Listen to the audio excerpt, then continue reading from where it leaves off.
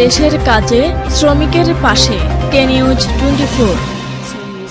প্রধানমন্ত্রী শেখ হাসিনার নির্দেশে এবং ঢাকা ৫ আসনের সংসদ সদস্য আলহাজ মশিউর রহমান মোল্লা সজল এর পক্ষ থেকে গরিব দুস্থ ও দিনমজুরের পাশে দাঁড়িয়েছেন ডেমরা ইউনিয়ন আওয়ামী লীগের সাবেক সভাপতি হাবিবুর রহমান হাবু।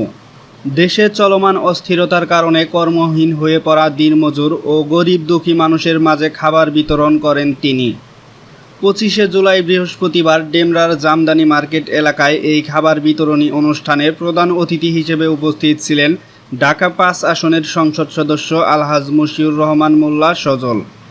এ সময় আরও উপস্থিত ছিলেন যাত্রাবাড়ী থানা আওয়ামী লীগের সাধারণ সম্পাদক প্রার্থী কৌশিক আহমেদ জসিম, ঢাকা মহানগর দক্ষিণ জাতীয় শ্রমিক লীগের যুগ্ম সাধারণ সম্পাদক মোহাম্মদ বাচ্চু খন্দকার, কাউন্সিলর মাসুম মোল্লা, মুস্তাক আহমেদ, রুহুল আমিন মোল্লা, আনোয়ার হোসেন সহ আরও অনেকে।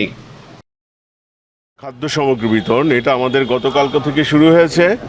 আমাদের মাননীয় প্রধানমন্ত্রী বঙ্গবন্ধু কন্যা দেশরত্ন শেখ হাসিনা তিনি নির্দেশ দিয়েছেন যে এই পরিস্থিতি স্বাভাবিক হওয়ার পরে গতকালকে থেকেই যে আমাদের যে সাধারণ খেটে খাওয়া মানুষ যারা আপনারা রিক্সা চালাচ্ছেন, ভ্যান চালাচ্ছেন এবং রাস্তার আশেপাশে যারা আরও দিনমজুরের কাজ করেন, আপনাদের পাশে যথাসম্ভব আপনাদের জন্য রান্না করা খাবার আমরা বিতরণ করি। সেই নির্দেশেই আমরা গতকালকে থেকে আমাদের ঢাকা ৫ আসনে 14টি ওয়ার্ডের মধ্যেই আমাদের আওয়ামী লীগ সহযোগী সংগঠনের নেতৃবৃন্দরা, ওয়ার্ড কাউন্সিলররা তারা কিন্তু গতকালকে থেকেই সেই খাদ্য সামগ্রী বিতরণ শুরু করেছে।